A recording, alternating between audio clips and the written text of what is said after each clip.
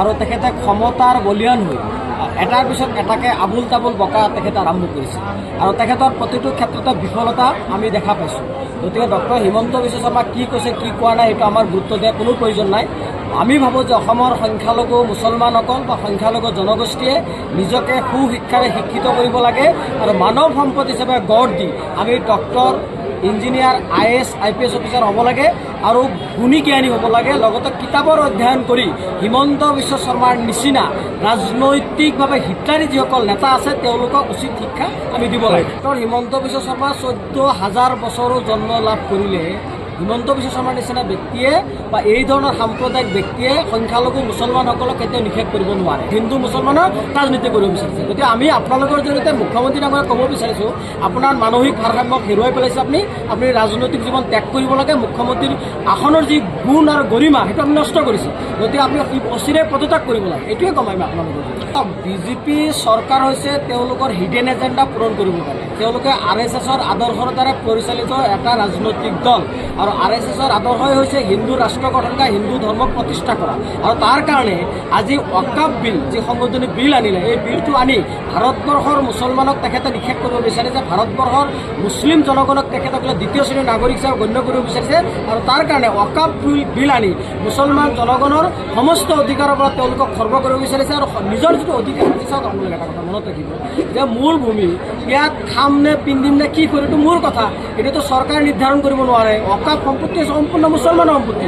এই সম্পত্তি তেওঁলোকে হস্তগত কৰিব বিচৰাটো এইটো মানে হাস্যকৰ কথা আৰু এইটো ৰাজনৈতিক ষড়যন্ত্ৰ। আমি ভাবোঁ যে ইয়াৰ কাৰণে ভাৰতবৰ্ষৰ মুছলমান ৰাইজ আৰু অসমৰ মুছলমান ৰাইজে ৰাজপথলৈ ওলাই গণতান্ত্ৰিকভাৱে প্ৰতিবাদ সাব্যস্ত কৰিব।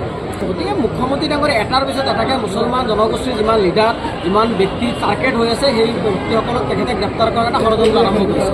আমি সেইকাৰণে আপোনালোকৰ জৰিয়তে ক'ব বিচাৰিছোঁ, মুখ্যমন্ত্ৰী ডাঙৰীয়া মানসিকভাৱে ৰাজনৈতিকভাৱে ভাৰসাম্য হেৰুৱাই পেলাইছে। গতিকে মুখ্যমন্ত্ৰী গাদীৰ পৰা পদত্যাগ কৰা উচিত আৰু এই কথাবিলাক অসমৰ সুদী সমাজে চিন্তা কৰা উচিত আৰু অনাগত দিনত বিজেপিক উৎখাত কৰিবৰ কাৰণে সম্পূৰ্ণৰূপে প্ৰস্তুত হোৱাটো উচিত।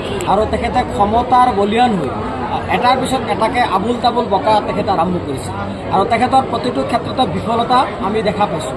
গতিকে ডক্টৰ হিমন্ত বিশ্ব শৰ্মা কি কৈছে কি কোৱা নাই সেইটো আমাৰ গুৰুত্ব দিয়াৰ কোনো প্ৰয়োজন নাই।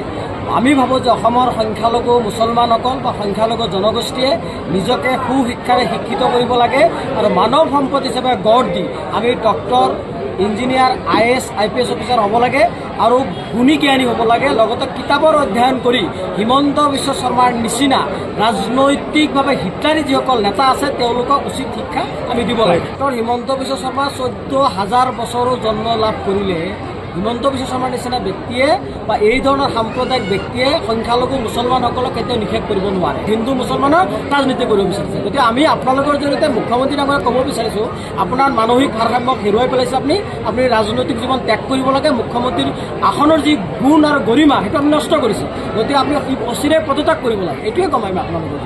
বিজেপি চৰকাৰ হৈছে তেওঁলোকৰ হিডেন এজেণ্ডা পূৰণ কৰিব পাৰে। তেওঁলোকে RSSৰ আদৰ্শৰ দ্বাৰা পৰিচালিত এটা ৰাজনৈতিক দল আৰু RSSৰ আদৰ্শই হৈছে হিন্দু ৰাষ্ট্ৰ গঠন কৰা, হিন্দু ধৰ্মক প্ৰতিষ্ঠা কৰা। আৰু তাৰ কাৰণে আজি ৱাকাফ বিল যি সংশোধনী বিল আনিলে, এই বিলটো আনি ভাৰতবৰ্ষৰ মুছলমানক তেখেতে নিষেধ কৰিব বিচাৰিছে। ভাৰতবৰ্ষৰ মুছলিম জনগণক তেখেতসকলে দ্বিতীয় শ্ৰেণীৰ নাগৰিক হিচাপে গণ্য কৰিব বিচাৰিছে আৰু তাৰ কাৰণে ৱাকাফ বিল আনি মুছলমান জনগণৰ সমস্ত অধিকাৰৰ পৰা তেওঁলোকক খৰ্ব কৰিব বিচাৰিছে আৰু নিজৰ যিটো অধিকাৰ আছে, চাওক আপোনালোকে এটা কথা মনত ৰাখিব যে মূল ভূমি ইয়াত খাম নে পিন্ধিম নে কি কৰিম এইটো মোৰ কথা, এইটোতো চৰকাৰে নিৰ্ধাৰণ কৰিব নোৱাৰে। ৱাকাফ সম্পত্তি সম্পূৰ্ণ মুছলমানৰ সম্পত্তি।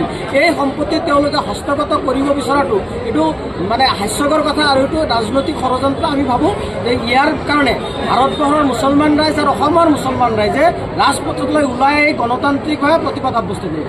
গতিকে মুখ্যমন্ত্ৰী ডাঙৰীয়া এটাৰ পিছত এটাকে মুছলমান জনগোষ্ঠীৰ যিমান লিডাৰ যিমান ব্যক্তি টাৰ্গেট হৈ আছে সেই ব্যক্তিসকলক তেখেতে গ্ৰেপ্তাৰ কৰাৰ এটা ষড়যন্ত্ৰ আৰম্ভ কৰিছে। আমি সেইকাৰণে আপোনালোকৰ জৰিয়তে ক'ব বিচাৰিছোঁ, মুখ্যমন্ত্ৰী ডাঙৰীয়া মানসিকভাৱে ৰাজনৈতিকভাৱে ভাৰসাম্য হেৰুৱাই পেলাইছে। গতিকে মুখ্যমন্ত্ৰী গাদীৰ পৰা পদত্যাগ কৰা উচিত আৰু এই কথাবিলাক অসমৰ সুদী সমাজে চিন্তা কৰা উচিত আৰু অনাগত দিনত বিজেপিক উৎখাত কৰিবৰ কাৰণে সম্পূৰ্ণৰূপে প্ৰস্তুত হোৱাটো উচিত।